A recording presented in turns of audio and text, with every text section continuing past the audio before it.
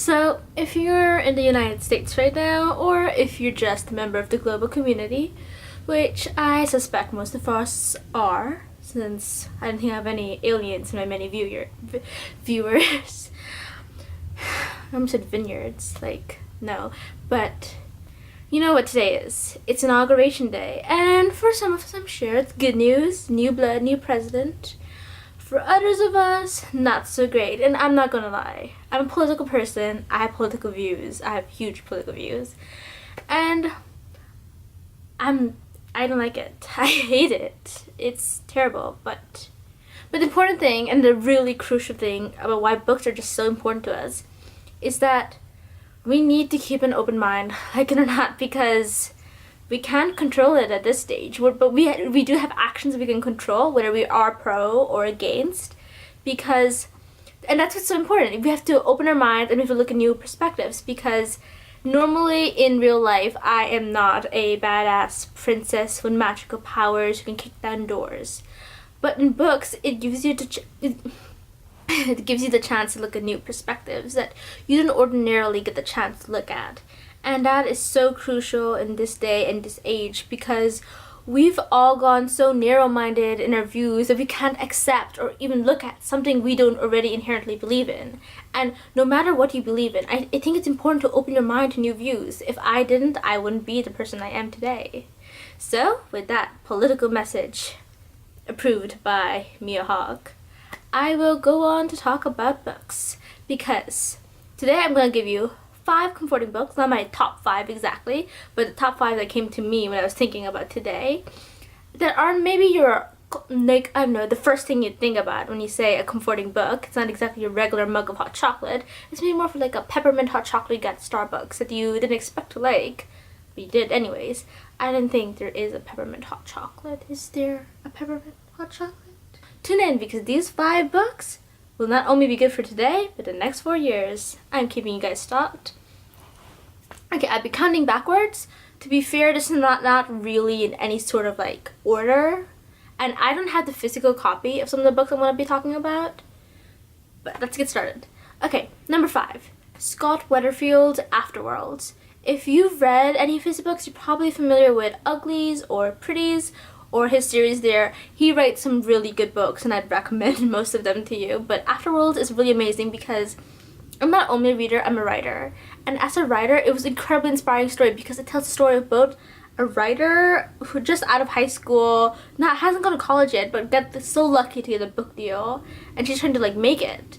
And then her story too, like the story she wrote, which is, it's actually NaNoWriMo, which is really like wild to me, because I've written so many and they're such trash.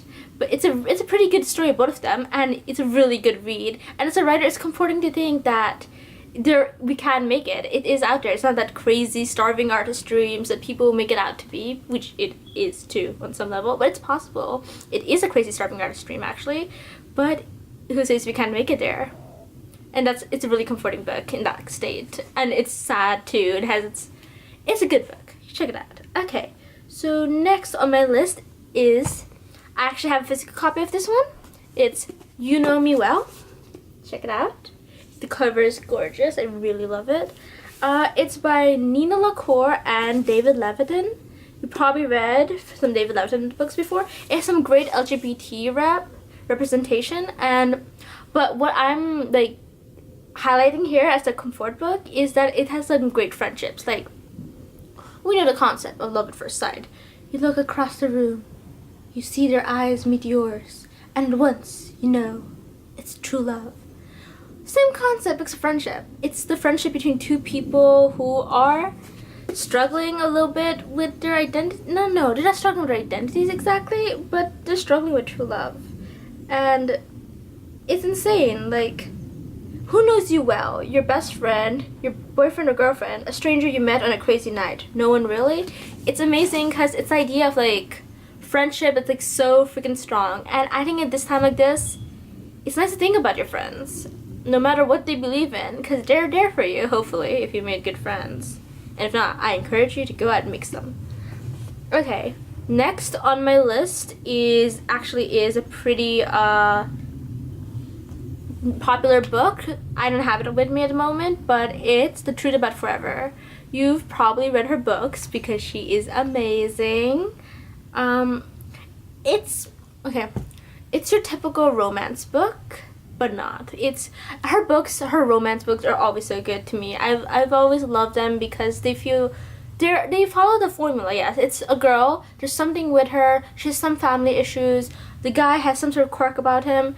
It's pretty formulated. You've read the basic form. You read one of her books. You read all of her books, but all of them have such genuine like feelings to it. And I'd encourage this for anybody who wants some romancy comfort today, or you could save it for Valentine's Day. Either one works. But yeah, check it out. And next, this is more of a stereotypical comfort book, but I would recommend it with all my heart and life anyway.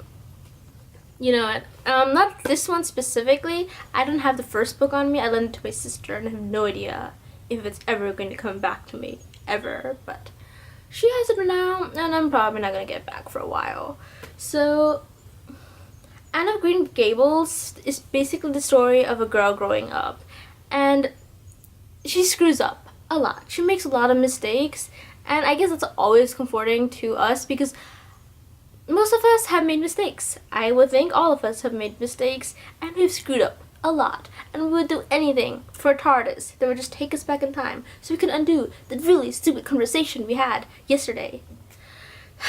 So, it's just a really nice book about growing up and has just all the nice things. The boy you did who like threw spitballs with scantrons at your head. The best friend you had growing up who was just perfect, understood you perfectly. The neighborhood mom, PTA mom friend that you did not get along with at first, but now she's really a mother figure to you. It's just an amazing book and it's relatable to anyone. And now, last on my list, it was a book I read as a kid and will love forever, Becoming Naomi Leon. So, why it is so amazing? It tells this huge story, and it tells a story that I think everybody can relate to in some way or another. Naomi Leon is a biracial. Her mom is from, I don't remember, I think Oklahoma, maybe? Her dad is from Mexico. And so she has her heritage going back to her, and she's been raised by her grandmother, basically. And her parents have never, her parents are not, together anymore. And so that's, biracial, her brother has disabilities. Biracial, divorce, strange families that aren't the your stereotypical 2.5 kids, mom, dad, suburban neighborhood. It's stuff we see every day and it's stuff we can relate to. And it's comforting to watch a girl become herself. Somebody who struggles to speak, somebody who writes lists a lot. I know I do it. So it's just nice to see somebody become themselves when it's not really easy to. And especially the age, I think she's 11 or 12. It's no age is easy. We always talk about certain ages wow, God, it sucks to be 16 or oh God, 30, I can't deal. But every age has its struggles, and I think we can relate to that. Becoming ourselves isn't okay, I figured it out at 15, now we're done. It's something we should do every year because we change and we have to meet our changes, if that makes any sense. Sorry, I got really philosophical. So, I guess that's it. I'm wearing a Canada top. I don't know if you can see it, but it has Canada on it. Because that's where I'd rather be today. Or maybe Australia. Australia would be cool, but I don't do spiders. But I guess my heart's out for you guys. Let's raise a glass to freedom. And so subscribe below. I'm Mia. You check out my channel. Please give me a thumbs up if you like this video and would like similar videos in the future. Follow me on Twitter, Tumblr, and I love for you guys to friend me in Goodreads because I want to see what you guys are reading too. So with that said, I hope you guys have a wonderful day. If not, I can also recommend you that Song of Ice and Fire books. There's some great apocalyptic books, maybe The Hunger Games. Because you know what? We might be living here today, but it could be worse. We could be a Lannister. Yeah. So, have a good day, guys, and thank you for watching. I really appreciate your support, and the community has been wonderful so far.